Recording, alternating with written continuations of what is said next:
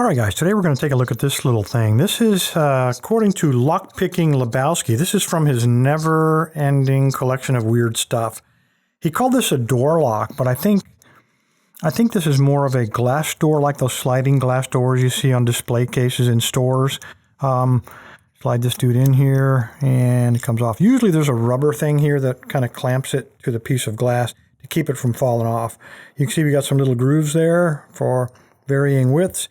And on the back here, it's like a little train track, little flanged edge. There's the actuator going back and forth there. So it turns, it's like my brother-in-law, either way. So we slide that on there, and we lock the door, and that door's not coming open. So I think that's how it works. He did say he was not able to get this picked. And let's take a look at why that might be. When you take a look at this keyway, I know in the screen it looks huge, but look at the tip of my finger. I mean, that is a very, very small, probably the smallest Yale keyway I've seen. On the top, you've got the infamous little curve, little tail there going off to the right.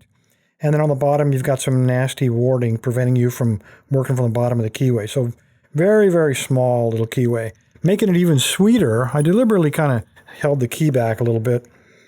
Take a look at that. I mean, the bitting doesn't come any better than this. It is a 5-pinner, and the only one that we seem to get lucky on is this one, a very high cut. So he's going to be up out of our way. But these two guys, they're at the very bottom cut, right on that curved part where the warding is. So to reach past these two, to get up high enough to grab a hold of those, what appear to be the two highest possible cuts in the very back, it's going to be difficult not to overset these two while you reach up for those.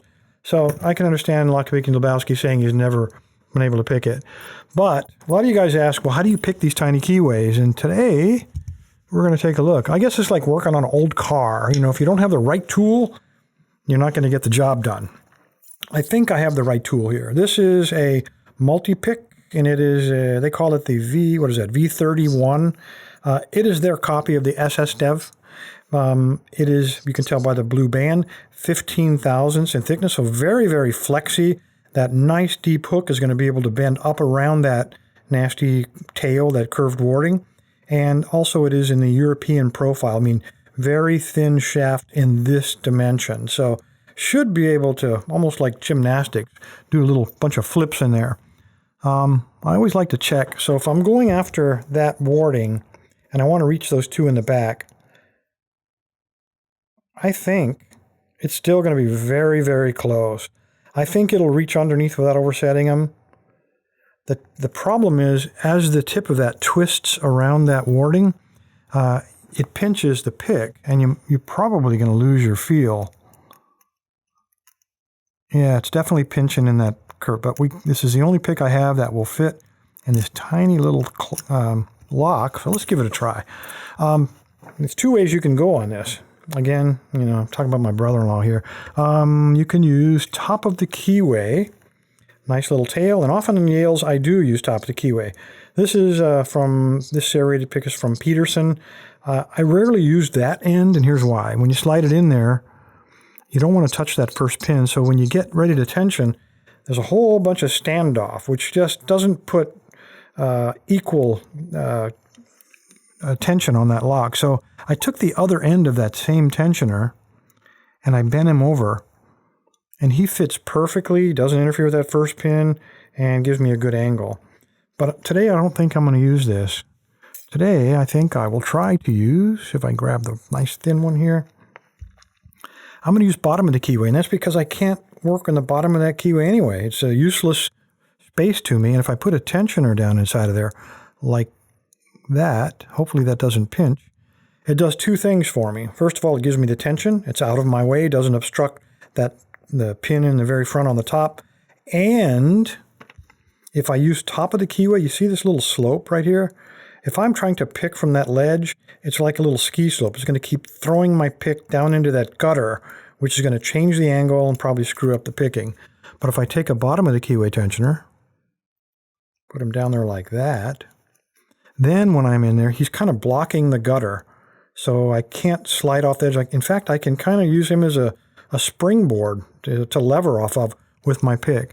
And I've done a whole lot of talking here. I really hope I can get this thing picked. I hope that's focused. All right, here we go. What I'm going to do without applying any tension, I'm going to slide him all the way in, kind of weave him around that edge. Once I've got him up against the back of the lock, then I'll apply tension, heavy tension, and I'll pull him forward until that hook slams into that rearmost pin. At that point, I'm going to position the pick. Then I'll release my tension to something kind of light, and we'll go from there. So let's check pin 5. Nice click. Pin 4, springy. It is dragging just a little bit, especially in the very back there. Looking for another binder. Okay, nothing. All right, let's put him in there again. Get in there. Don't overset anything.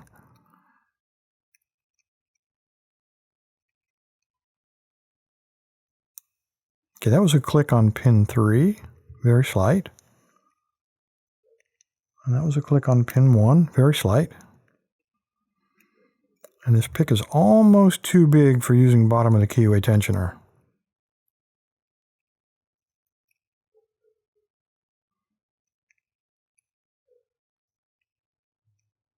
I think I missed that one. Here we go. Oh, that was 3 again.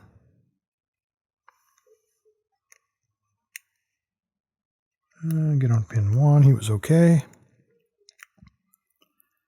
Get in there. All right, he's jamming up against those pins that are on the absolute bottom. I kind of work him in there. There we go. That was 5 again.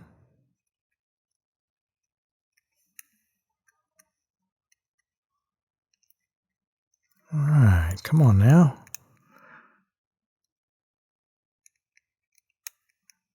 That was 4.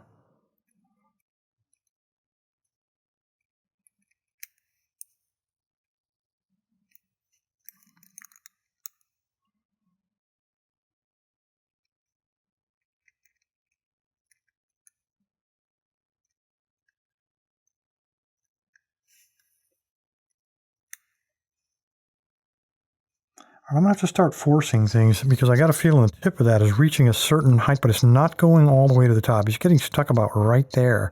I really need to be able to push up into the very top there. And even with this, I can't get a deeper hook in there without changing to top of the keyway tension. We may have to do that. Let's see what we got here. I'm going to force it. Put a lot of tension on each of the pins while I'm applying heavy tension and hope that I break free and push that pin, whichever one it is, all the way to where it needs to go.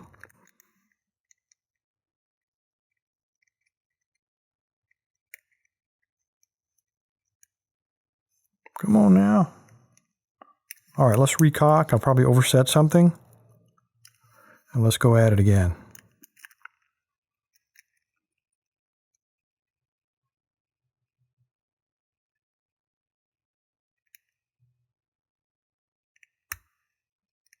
That was 5 again, just like last time. Okay, that was 2, and I'll take it. I don't think we got 2 last time. Come on, get in there.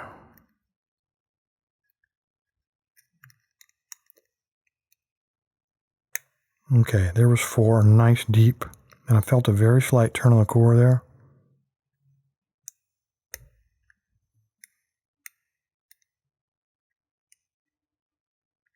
Okay, that was 1. And those 2 on the bottom are killers. There we go, got him in again.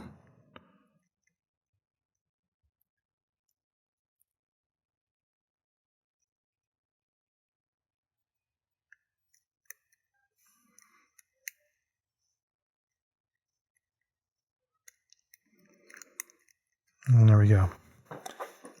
Wow. I can see, I think that's open. Well, you saw it turn. There we go. All right. I can see why LockPicking Lebowski had trouble with it. It's this combination of super small keyway and this really, really nasty, nasty bitting. combining those two things makes this a real... No one was ever going to break into that glass case. So if you've got a glass case that needs to be locked up, this is the one you want. Anyway, guys, appreciate your patience with this lock. Stay safe, stay legal. LockPicking Lebowski. Thank you, sir. Appreciate the lock. I think I got one more. Thanks, guys.